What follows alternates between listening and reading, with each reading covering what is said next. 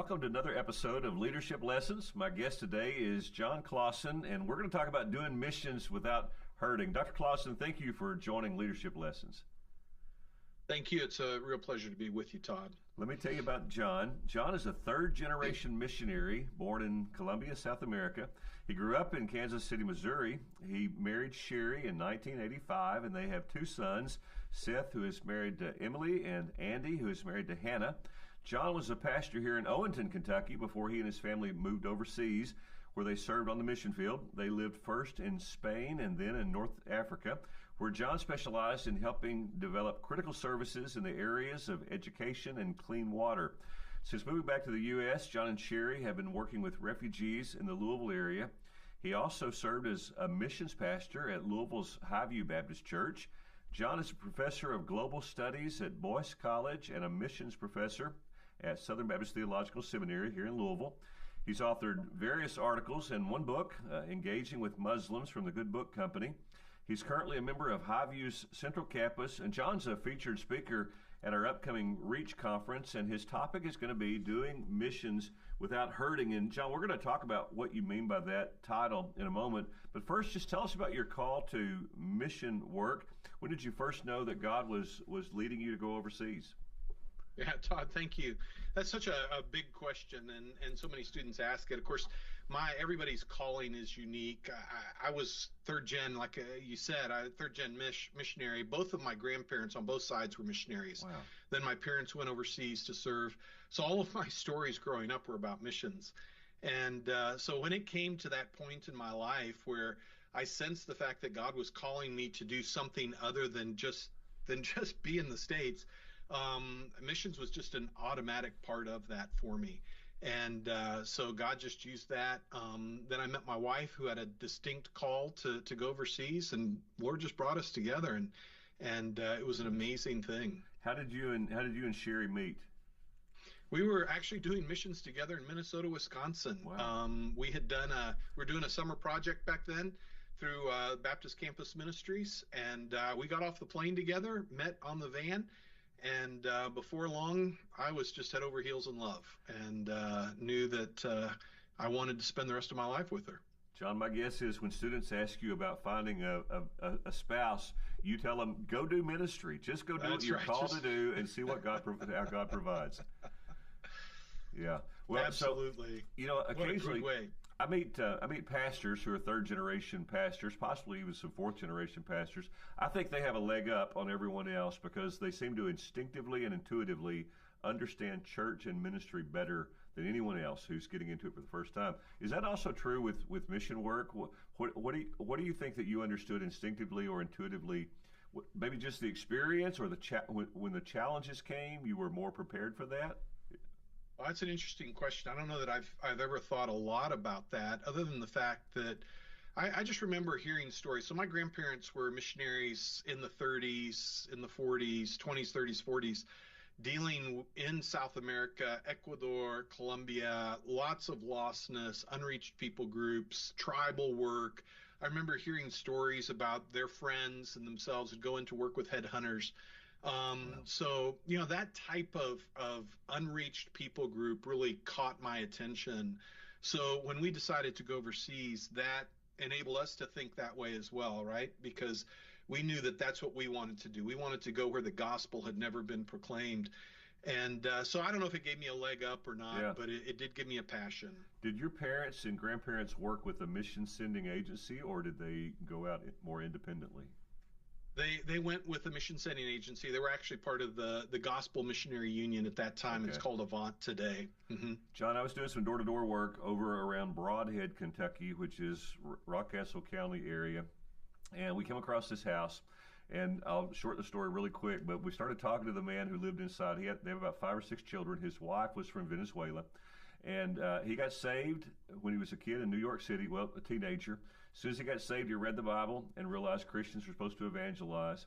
He started preaching and witnessing to everyone that he met. He met a missionary from Venezuela and said, I'm called to go to Venezuela. And he just went. He just went to Venezuela and lived over there as a missionary until things reached such a place politically that He and his family of I don't know 5 or 6 kids couldn't stay. That just amazes me. I mean, I had a clear calling and a clear surrender, but I love those stories. Well, talk about your work in Spain and North Africa, and the opportunities that work gave you to share the gospel. Yeah, so in Spain we were actually under a missionary visa, so that was a lot easier. Just because we were doing church work, it was very direct. We did a lot of stuff with videos in the park and passing out materials, Bibles, translations, things like that. And that was a lot of fun. We were working at that time in an enclave city, which was in North Africa, surrounded by a fence.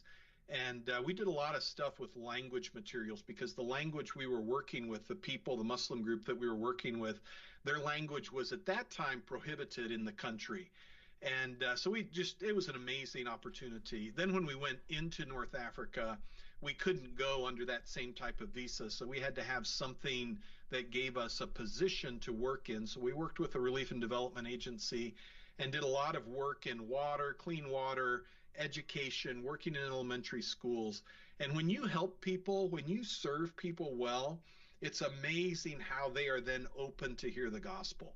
A lot of like what we do with Send Relief, you go in and you meet people's needs and people become responsive, and it's so easy to get to gospel in those moments. John, what led to you and Sherry's return to the States? Well, we had been overseas for about 18 years at that point. Some things in our lives were changing. Our oldest was coming back he'd graduated from high school. And when we got back, the Lord just started to just basically shut some doors. I was asked to not come back to that country by the government, but that didn't keep us from going back. That was just or going back overseas. The Lord just started to change things. Sure. In our lives. We had reached a state where we needed to be more help to our parents. We needed to help our kids with some things. And the Lord just opened up doors, and I found myself here, teaching at Boyce College and Southern Seminary, and I have loved these last 10 years being able to influence and work with students. Man, I love having you. We love having you in Kentucky, and love having you talking to students at Boyce and teaching and spreading that passion. I just wonder if you'd take a minute to process what that was like when you were kind of considering, you weren't invited back to the country, and trying to process God's calling. And what was that? I mean, lots of ministers are in a similar position right now. They're maybe in a church setting where they're facing some challenges and wondering, do I need to stay here? Or how did you kind of walk through that? Well, one of the things I always like to tell people is we loved where we were. Yeah. We didn't leave because we didn't like it any longer.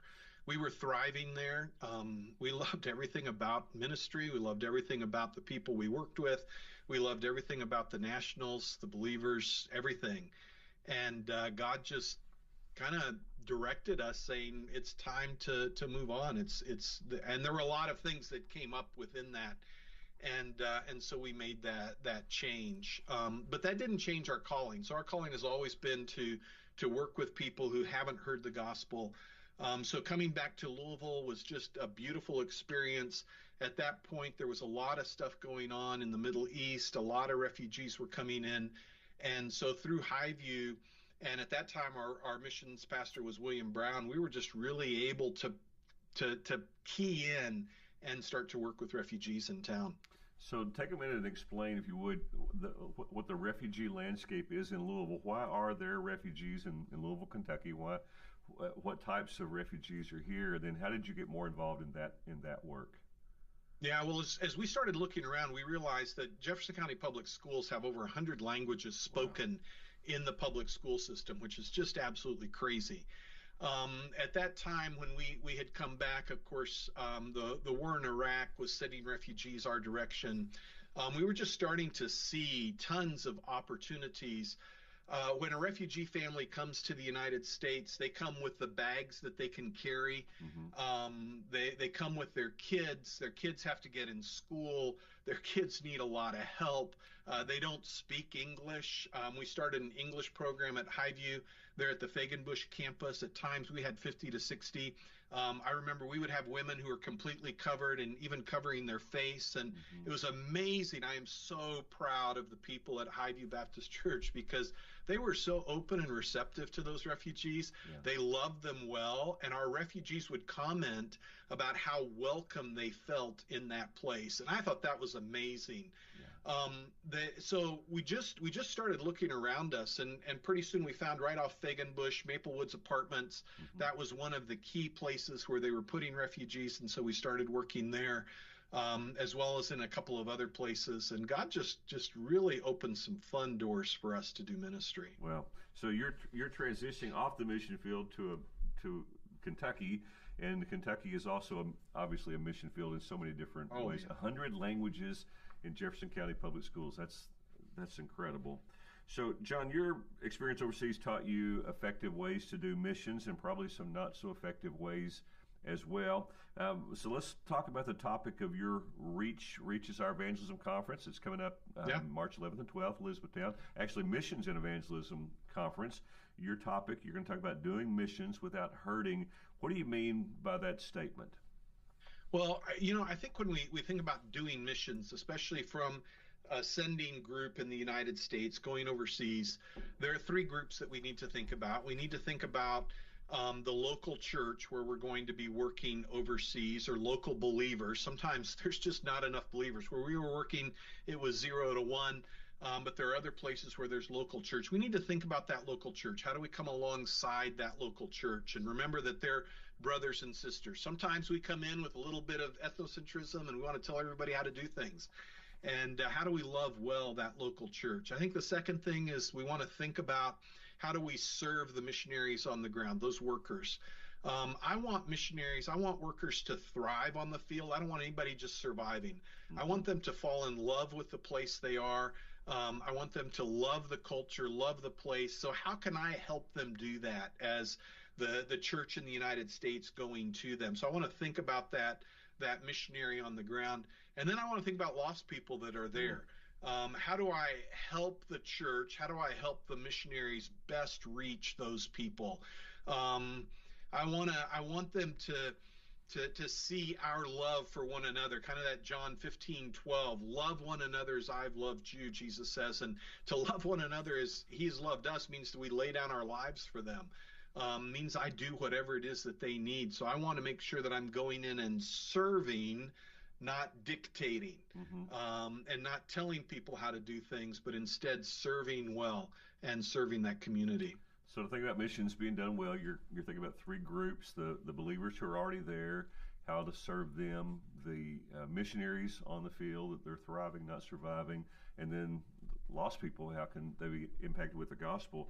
John, can you give specific examples of when you've seen mission trips, mission work done well, and also when you've seen it not done well?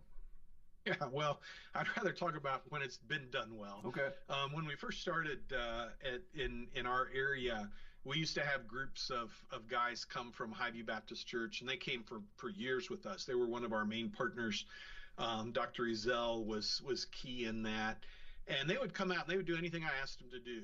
Sometimes I'd send them out trekking and tell them if they got arrested, they had to call the embassy and take care of themselves, because they were delivering materials and doing all kinds of crazy stuff. But man, just loving Jesus as they were doing it and loving people as they were doing it, recognizing that this was incredible opportunity to be where the gospel had never been. I remember we had a group of men come out of Lone Oak Baptist Church in Paducah, Kentucky. Jeff is a good friend of mine, man, just an amazing missions pastor. Good brother. And we came and we built a fence. His guys came out, we built a fence. We did it with locals on the ground, all Muslims. And, these guys, they spent time with the locals, right? They ate together with them. They ate their food. One of the requirements we always have when we did those types of projects is that you had to eat and you had to be with the nationals. And man, they were amazing how they just loved on people. And just an amazing group. And then we had a group of ladies from South Carolina that would come out every February. Wow. And they were all retired school teachers. They were all 60 plus. But man, these Southern Belles, they were something else. They would go anywhere. They would do anything. And then the really cool thing is when you bring older groups, they're able to, especially in Islamic context, they're able to say anything they want because they're older. And then these are older ladies, so they could literally say anything. and I'm interpreting for them and getting to gospel in amazing ways. So it was a lot of fun. I think those negative examples Yeah. are when a team doesn't get along, Yep. when they don't want to do the things that a missionary is asking, or when we won't eat the food that's put before us. You Mm-hmm. know, sometimes mission teams, they want to eat American. Man, we got to learn to eat local.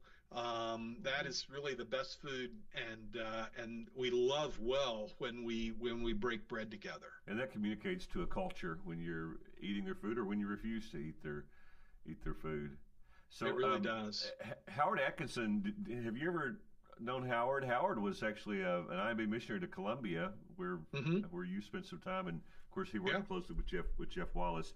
So this is very helpful. So if you're talking to a group that's or a church that's going to take their first mission trip overseas, what are some things that you're just going to recommend them to think about? Some tips. Well, if they're going to take their first trip, I mean, the first thing is listen to your person on the ground. So sometimes we partner with a local church, but a lot of times we partner with that local missionary. Listen to them, find out what they need, and then when you get there, bless them and follow their example, follow their lead, and then just go and love the place you're in. When I lead trips from here, I always tell the folks we're going with, now we're not going to eat any American food the whole time we're gone. And I try and keep them to that typically. I want them to experience the place. I want them to learn to love the culture, to learn to love the people, because when we do that, we'll pray better when we come home. John, what are some things that you've seen happen in the lives of folks taking those short-term mission trips on the church group themselves? Maybe the guy's a carpenter through the week, and now he's on the field with you, or he's a businessman back in the States. What have you seen happen in people's lives? You know, when we were overseas, we brought a lot of those types of people to do different projects with us. And what was amazing was them being able to see that how God had already gifted them through their work, how God was able to use their gifting in work in that place overseas. And one of the things that I really enjoy seeing is people being able to connect their work, their job with missions, and see how God can use that. And we've seen God do that. And then we've seen people that then respond to the call of God in their lives to go overseas and to serve, or staying here and praying. I had a group of well drillers. Man, they would come out every year. Wow. And they drilled wells for a living here in the United States, actually did really well. But then they got a passion for coming and drilling wells, and they were amazing guys. Wow. And great evangelists. That's exciting. So what are some ways that pastors can help instill in their churches more of a passion for mission involvement? I think there's a lot that pastors can do. One of the things pastors can do is they can go. Yeah. Sometimes as lead pastors, it's tough. But I love it when we can get our lead pastors out. I know Scott, who is my lead pastor at Central Campus, he loves to go. And then I think by talking missions in their sermons, in our prayer times, praying for unreached people groups, helping the local church see beyond their walls, right, or their area, and see the world. The Great Commission isn't just for missionaries. The Great Commission there in Matthew 28, Jesus says, go and make disciples of all nations. And it's not just directed to people who go overseas, but we all have that responsibility. So helping the church see that. If a church is small, and I know that we have listeners from small churches, well, the KBC takes trips overseas. You can just sign up on the IMB website, actually, and go on trips. So there's tons of opportunities to go today, and there's really no reason for us not to see what God is doing around the world. John, we just had 22 Kentucky Baptists went to serve a bunch of our IMB missionaries in a pretty tough part of the world where they're serving in a dry area.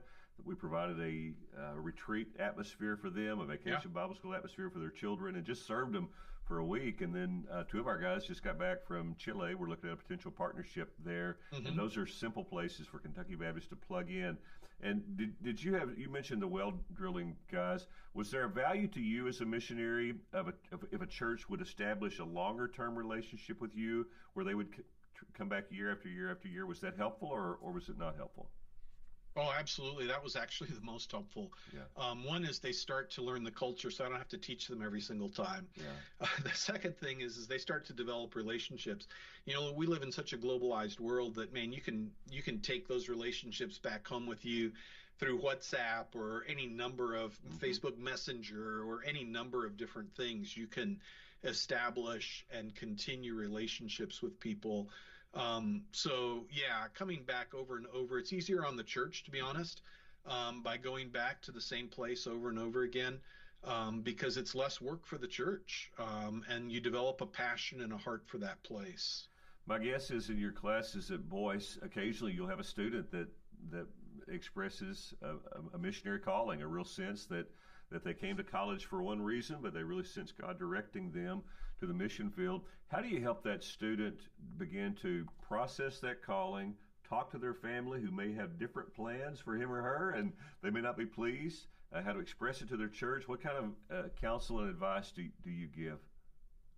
Yeah, I tell them that they're being called to Afghanistan, and once they've told their parents that, they can literally go anywhere else. That's funny. No, I'm just joking. I do love that, and I love sitting with our students at any level and just talking through what is it to be called as a missionary? What is it to go overseas? How do we do that with our parents? The nice thing is when we first went overseas, man, it was phone calls with our parents on landlines, and it Hmm. was expensive. Nowadays, you can FaceTime family at any time in any place, and it's super simple.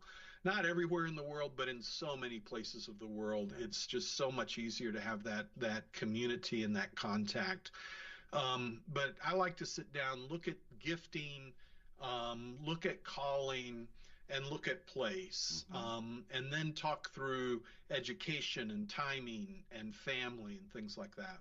John, think about that student just for a second, or that young couple possibly, who they really know they've worked through, they've processed, they're clear on their calling, they're prepared to go, but they're facing some real challenges in their extended family. So their family is Yeah. just not on board.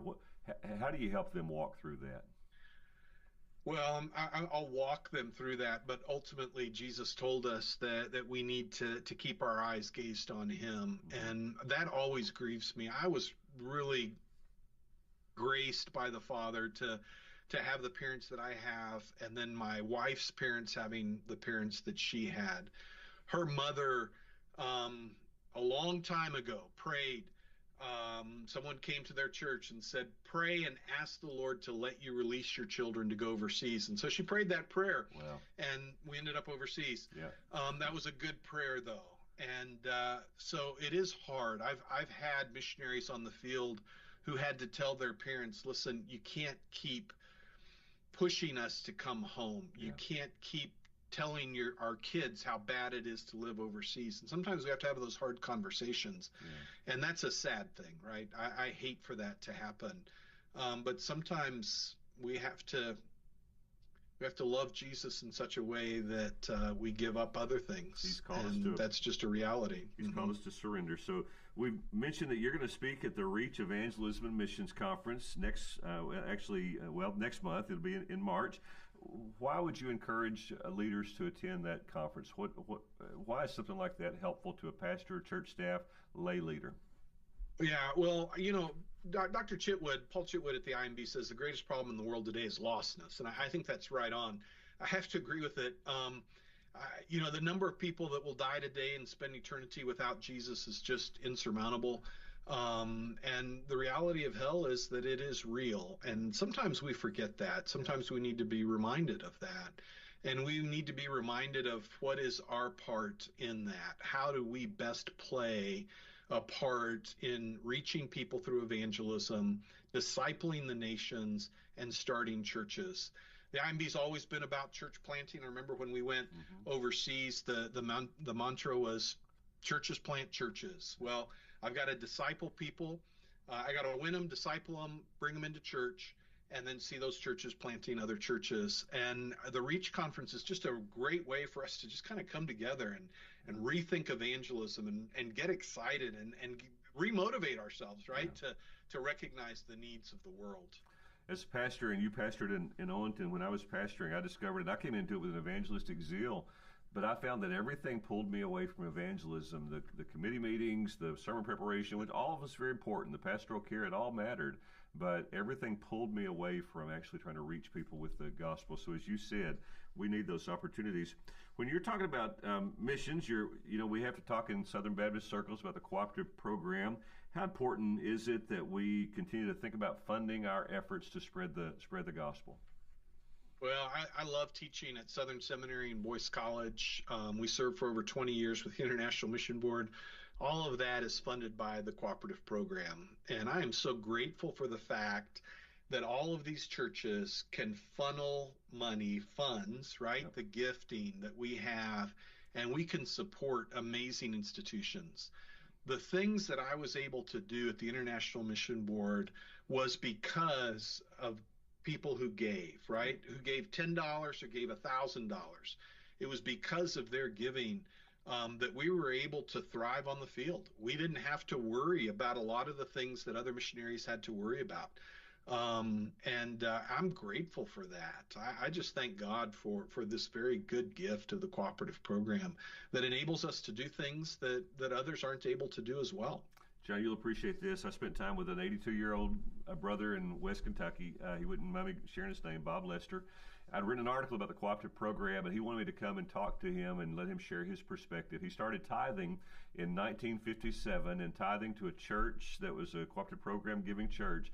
And now at this age, he makes this statement. He says, the cooperative program has partnered with me in fulfilling the Great Commission. All those seminary students that are trained, I have a hand in their ministry. That's all right. Those missionaries that are sent, I have a hand. Their fruit is my fruit. And the That's people right. they reach, their fruit is I'm connected to that as well. So we get to do that together.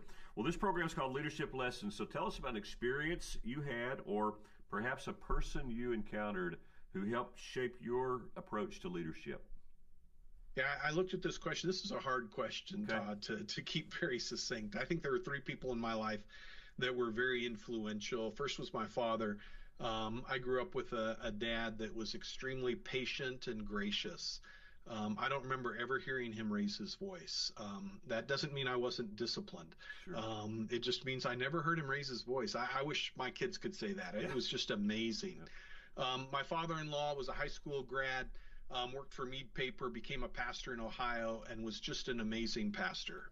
Just loved Jesus, loved the people, and loved evangelism. He was just one of the greatest evangelists I ever knew. And then when we got overseas, there was a guy who worked for Frontiers. His name was Steve. He was an amazing guy, and he just took me under his wing. We didn't have any other IMB support around us. We were on a team kind of by ourselves at that point, but we came in alongside this group of evangelical workers. And, he taught me things like, what, in the first year, everything's forgivable. Because missionaries in their first year, man, it's hard. It's kind of like being in the pastorate. You need to get your feet under you. And he just taught me so much about how to work with Muslims, how to reach lost people. Those three guys were amazing in my life. There have been a lot of other resources and a lot of other people, but I'd probably choose those three people. John, you're just describing 2 Timothy 2:2 that faithful men entrusted and invested in you, and you're using your life to do the same. Thank you for joining Leadership Lessons. Let me say this about Reach Evangelism Missions Conference is on March 11 and 12 at Severance Valley Baptist Church in Elizabethtown. John Klaassen is one of the many featured speakers and teachers. Registration is still open. You can go to kybaptist.org/reach to register, and it'll be a great conference. John, thank you for your ministry overseas and then here in Kentucky. Man, certainly your investment in students at Boyce and Southern, and thank you for joining Leadership Lessons. Thank you. It's a pleasure to be with you.